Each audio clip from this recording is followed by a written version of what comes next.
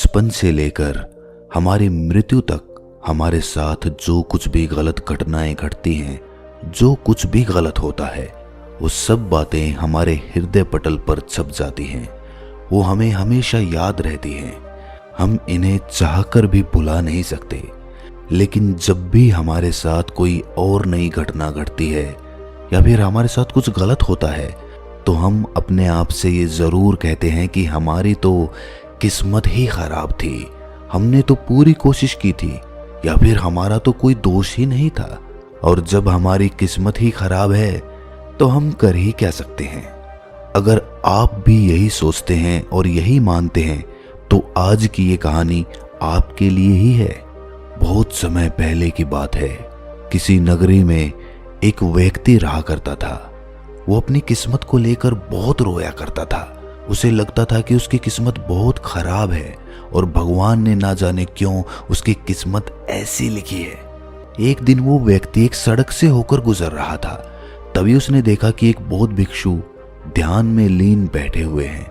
वो उन बौद्ध भिक्षु के पास पहुंच गया और उनसे कहने लगा कि हे गुरुवर, क्या आप मेरी मदद कर सकते हैं?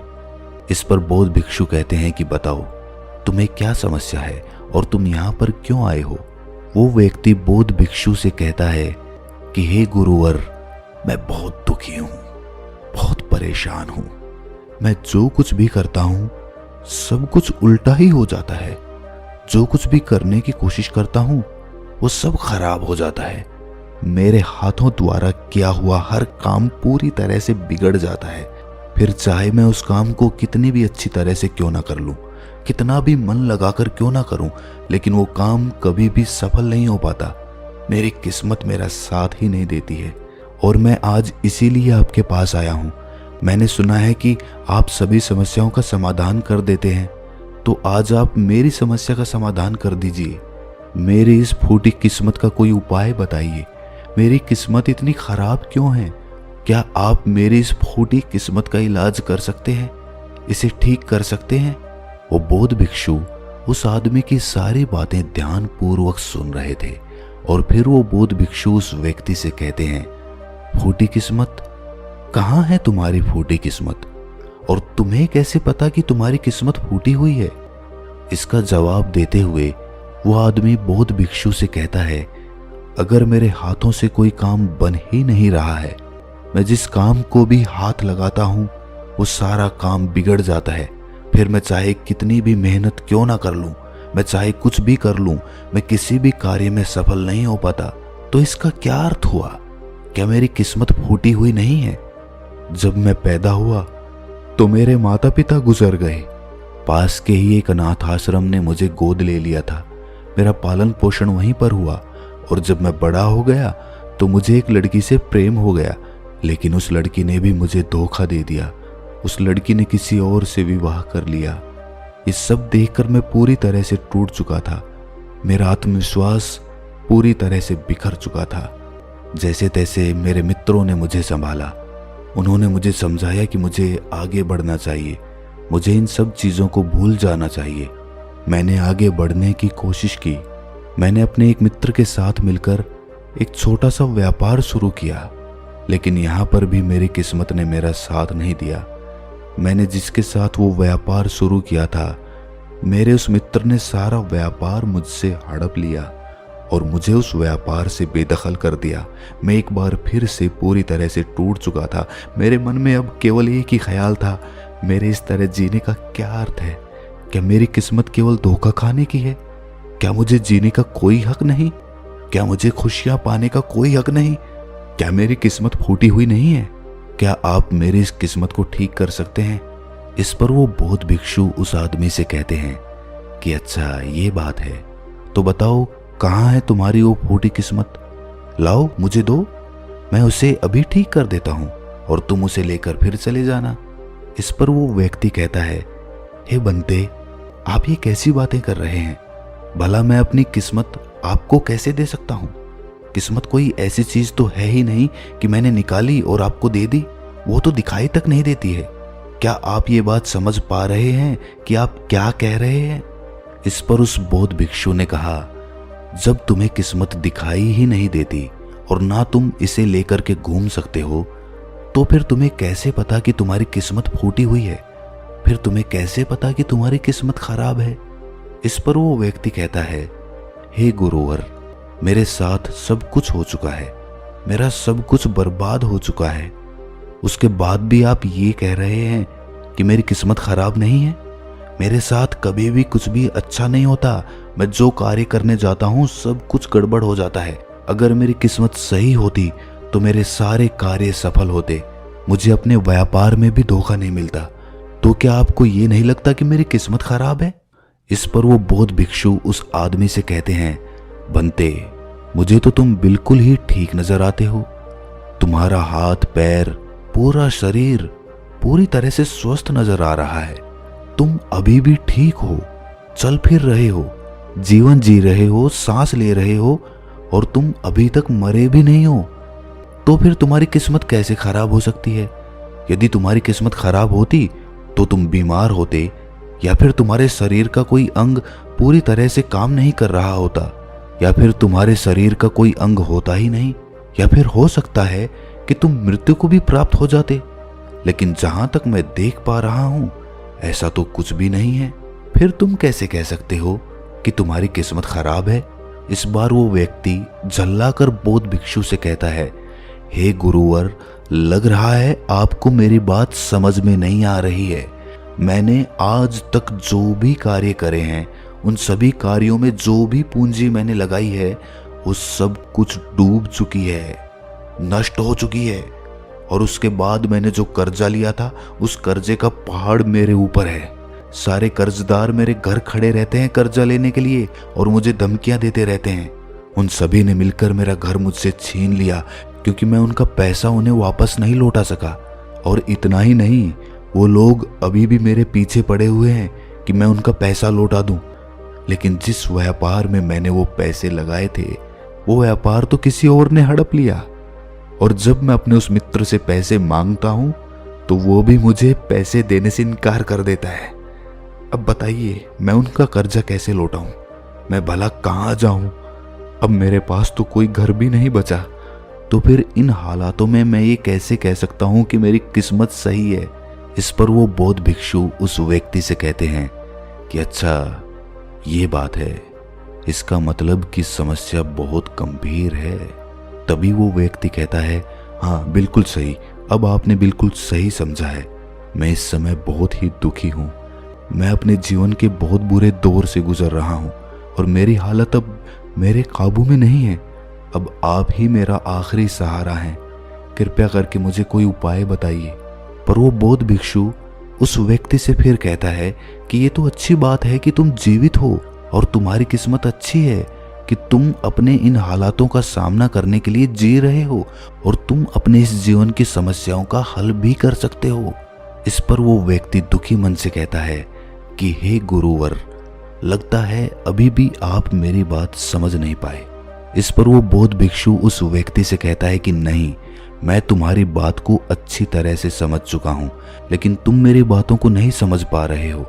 इतना कहकर वो बौद्ध भिक्षु उस व्यक्ति का हाथ पकड़कर एक नदी के किनारे ले जाते हैं और उस आदमी से कहते हैं कि बंते, इस नदी को ध्यान से देखो, तुम्हें क्या दिखाई दे रहा है? वो आदमी कहता है कि नदी जोरों से बह रही है, इसका बहाव बहुत तेज है। तब वो बौद्ध भिक्षु उस आदमी से कहते हैं कि यदि मैं किसी पेड़ का एक पत्ता इस नदी में गिरा दूं तो वो किस दिशा में बहता हुआ जाएगा? वो आदमी कहता है कि हे गुरुवर, जिस दिशा में नदी बह रही है ठीक उसी दिशा में वो पत्ता भी चला जाएगा। तब वो बौद्ध भिक्षु उस आदमी से कहते हैं कि बिल्कुल सही कहा है तुमने। अब बताओ मुझे कि इस पत्ते की किस्मत किसके हाथों में है? इस पर वो आदमी कहता है, हे गुरुवर, उस पत्ते की किस्मत इस नदी के हाथों में है। वो जहां चाहे इसे बहा कर ले जा सकती है क्योंकि इसका बहाव बहुत तेज है।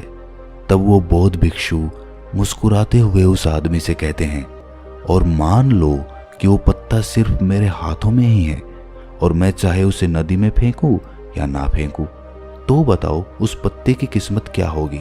इसका जवाब देते हुए वो आदमी कहता है कि इस हिसाब से तो पत्ते की किस्मत आपके हाथों में हुई। आप चाहे तो उसे नदी में फेंक सकते हैं या फिर आप चाहें तो उस पत्ते को कहीं और भी फेंक सकते हैं। इस पर वो बौद्ध भिक्षु मुस्कुराकर उस आदमी से कहते हैं, इस पत्ते की किस्मत ना तो नदी के हाथों में है और ना ही मेरे, क्योंकि मैं चाहे कितनी भी कोशिश कर लूं, यदि एक पत्ता किसी वृक्ष से टूट चुका है तो वो आज नहीं तो कल सूख ही जाएगा। जब तक वो पत्ता किसी पेड़ से जुड़ा हुआ है तब तक उसे भोजन मिल रहा है, ऊर्जा मिल रही है, लेकिन जैसे ही वो पत्ता पेड़ से अलग हो जाता है तो उसे ये सब मिलना बंद हो जाता है। तो अब बताओ उसकी किस्मत अच्छी है या बुरी? तब वो आदमी कहता है कि हे गुरुवर, ऐसे तो उसकी किस्मत बुरी ही है, क्योंकि पेड़ पर रहने पर उसे भोजन और ऊर्जा दोनों ही मिल रहे थे, इस कारण से वो फल फूल रहा था। लेकिन पेड़ से अलग होने के बाद उसे वो भोजन और ऊर्जा प्राप्त नहीं होगी। तभी वो बौद्ध भिक्षु एक डाली से एक पत्ते को तोड़कर कहता है, ये पत्ता मेरे हाथ में है और ये अभी तक सूखा भी नहीं है। इसके अंदर अभी भी ऊर्जा है, भोजन है, जिससे वो अभी भी कुछ कर सकता है। इसमें अभी भी जीवन बाकी है। तभी अचानक जोर की हवा चली और उन गुरुवर के हाथों से वो पत्ता उड़कर थोड़ी दूरी पर जा गिरा। इस पर वो बौद्ध भिक्षु उस आदमी से कहते हैं, तुमने देखा, यदि ये पत्ता अभी तक उस पेड़ से जुड़ा हुआ होता तो उतनी दूर उड़कर कभी नहीं जा पाता। आज ये पत्ता पेड़ से अलग होकर पूरी तरह से स्वतंत्र हो चुका है और इसने अभी अभी उड़ने का आनंद भी उठाया है, जो ये पेड़ पर रहकर कभी नहीं कर सकता था। इतना कहते हुए वो बौद्ध भिक्षु उस पत्ते के पास पहुंचे और उस पत्ते को उठाकर नदी में फेंक दिया और उस आदमी से कहा, इसकी किस्मत कैसी है? इस पर वो आदमी उन बौद्ध भिक्षु से कहता है, अब इसकी किस्मत बहुत अच्छी है, क्योंकि ये अब नदी में तैर रहा है, लेकिन अभी भी ये नदी के बहाव के साथ ही बहता हुआ जाएगा, इसे कोई रोक नहीं सकता। इसका जवाब देते हुए बौद्ध भिक्षु कहते हैं, ये पत्ता नदी में तैरने का आनंद जरूर ले रहा है, लेकिन साथ ही साथ ये अपने ऊपर ना जाने कितने ही छोटे छोटे जीव जंतुओं को बचाएगा, उनको जीवन दान देगा और ना जाने कितने ही जीव जंतुओं को ये एक किनारे से दूसरे किनारे तक पहुंचाने में उनकी मदद भी करेगा। इसके बाद वो बौद्ध भिक्षु फिर से उस आदमी से पूछते हैं कि अब बताओ पत्ते की किस्मत कैसी है?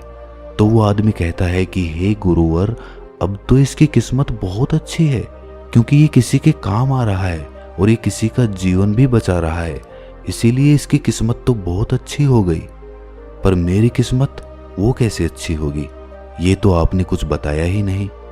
तब वो बौद्ध भिक्षु उस आदमी से कहते हैं कि मान लो कि तुम्हें इस नदी को पार करना है और तुम नदी में उतरते हो, तो पहले तुम मुझे ये बताओ कि तुम किस दिशा में अच्छी तरह से तैर सकोगे। इस पर वो आदमी जवाब देते हुए कहता है कि गुरुवर, जिस दिशा में नदी बह रही है उसी दिशा में तैरना आसान होगा और मैं उस दिशा में आसानी से तैरता हुआ चला जाऊंगा। उस आदमी की ये बातें सुनकर बौद्ध भिक्षु कहते हैं, और यदि मान लो कि तुम्हें इस नदी के बहाव के विपरीत दिशा में तैरना हो, तब तुम क्या करोगे? क्या तुम्हारी किस्मत तब भी अच्छी होगी? वो आदमी कहता है कि नहीं गुरुवर, तब तो मुझे और ज्यादा मेहनत करनी पड़ेगी, तब मेरी किस्मत भला अच्छी कैसे हो सकती है? उस आदमी का ये जवाब सुनकर वो बौद्ध भिक्षु उस आदमी से कहते हैं, और यदि मान लो कि तुम्हारे हाथ पैर नहीं है और फिर भी मैं तुम्हें कहूं कि तुम इस नदी की विपरीत दिशा में तैरकर अपने लक्ष्य तक पहुंचो, तब तुम्हारे मन में क्या ख्याल आएंगे और तुम्हारी किस्मत कैसी होगी? इस पर वो आदमी कहता है कि हे गुरुवर, अगर मेरे हाथ पैर ही नहीं होंगे तो मैं विपरीत दिशा में तैरकर अपने लक्ष्य तक कैसे पहुंचूंगा?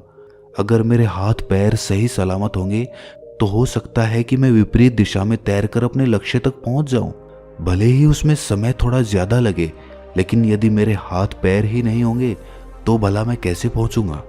तो ऐसे में मेरी किस्मत तो और ज्यादा बुरी हो गई। तब वो बौद्ध भिक्षु उस आदमी से कहता है कि अब तुम्हें ये समझ में आया कि तुम्हारी किस्मत अभी भी अच्छी है, पहले भी अच्छी थी और आगे भी अच्छी ही रहेगी। बस तुम्हारे अंदर एक छोटी सी तकलीफ ये है कि जो भी समस्या है जो हमारे सामने आ रही है, उन समस्याओं का तुम सामना नहीं करना चाहते हो। लेकिन जिन समस्याओं को तुम पीछे छोड़कर भागने की कोशिश कर रहे हो, वो समस्याएं तुम्हारे साथ ही चल रही हैं। जैसे कि मान लो यदि इस नदी का बहाव और ज्यादा तेज हो जाए तो तुम्हें इस नदी की विपरीत दिशा में तैरने में कितनी मेहनत करनी पड़ेगी। वो आदमी कहता है, हे महाराज, तब तो मुझे अत्यधिक मेहनत करनी पड़ेगी और मुझे बहुत ज्यादा थकान भी होगी, लेकिन किसी ना किसी तरह मैं अपने लक्ष्य तक पहुंच जाऊंगा। तब वो बौद्ध भिक्षु उस आदमी से पूछता है, अच्छा मान लो नदी का बहाव और भी ज्यादा तेज हो जाए तो क्या तुम नदी की विपरीत दिशा में तैरना पसंद करोगे?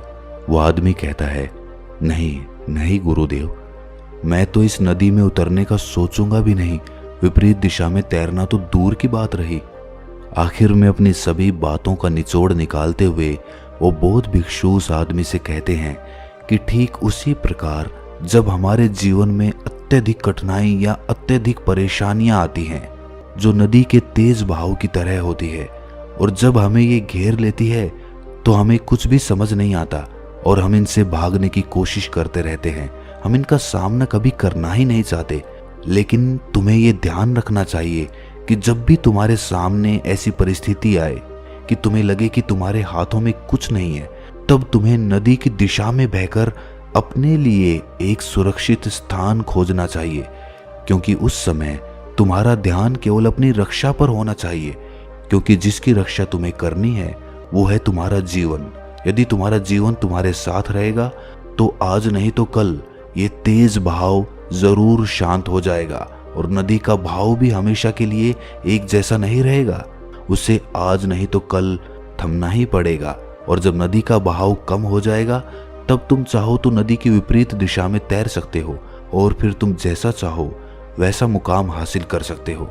तो अब मुझे बताओ, क्या तुम्हें अभी भी ये लगता है कि तुम्हारी किस्मत खराब है, या फिर तुम्हारी किस्मत अभी भी फूटी हुई है? ये कहकर वो बौद्ध भिक्षु जोर जोर से हंसने लगते हैं, और ये सुनकर वो आदमी भी जोर से मुस्कुरा उठा और उनसे कहता है कि हे गुरुवर, आप सही कहते हैं, मेरी किस्मत पहले भी अच्छी थी, आज भी अच्छी है और आगे भी अच्छी ही रहेगी। मैं पूरी तरह से स्वस्थ हूँ, मेरे हाथ पैर सही सलामत है, मेरा जीवन मेरे साथ है, मेरे पास है, और मैं सांसें भी ले रहा हूँ। हाँ, मेरे पास घर नहीं बचा, लेकिन फिर भी अभी मेरे पास कुछ पैसे बचे हैं, खाने के लिए भोजन है, पहनने के लिए अच्छे कपड़े हैं, जिनकी मदद से मैं एक बार फिर से अपने उन मुकामों को हासिल कर सकता हूँ। जो चला गया बुद्धिमान उसका शोक नहीं करते और आने वाले कल की चिंता कर्म योगी नहीं करता। अगर मैं बीते हुए कल के शोक में डूब गया तो मैं कभी आगे नहीं बढ़ पाऊंगा।